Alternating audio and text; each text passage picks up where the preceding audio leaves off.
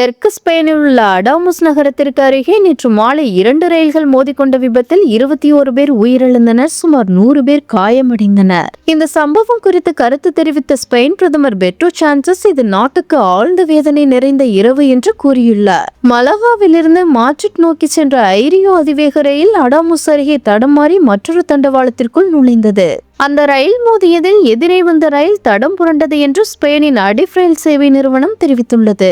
நேற்று மாலை 6:40 மணிக்கு மலாகாவில் இருந்து ஐரியோ ரயில் புறப்பட்ட சுமார் 10 நிமிடங்களுக்கு பிறகு இந்த விபத்து நடந்துள்ளது.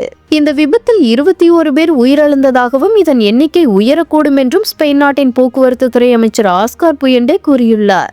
மருத்துவமனையில் அனுமதிக்கப்பட்ட 100 பேரில் 25 பேர் கவலைக்கிடமான நிலையில் இருப்பதாக அண்டலூசியா மாகாண தலைவர் ஜுவானோ மொரேனோ தெரிவித்துள்ளார். விபத்திற்கான காரணம் இன்னும் தெரியவில்லை. நேராக செல்லும் தண்டவாள பாதையில் ரயில் தடம் புரண்டது உண்மையிலேயே விசித்திரமானது என்றும் இந்த தண்டவாளம் மே மாதத்தில் புதுப்பிக்கப்பட்டது என்று ஸ்பெயினின் போக்குவரத்து துறை அமைச்சர் புயண்டே கூறியுள்ளார். இந்த விபத்தினை தொடர்ந்து மாட்ரிட் மற்றும் அண்டலூசியாவிற்கு இடையிலான அனைத்து ரயில் சேவைகளையும் அடிஃப் நிறுவனம் நிறுத்தி வைத்துள்ளது.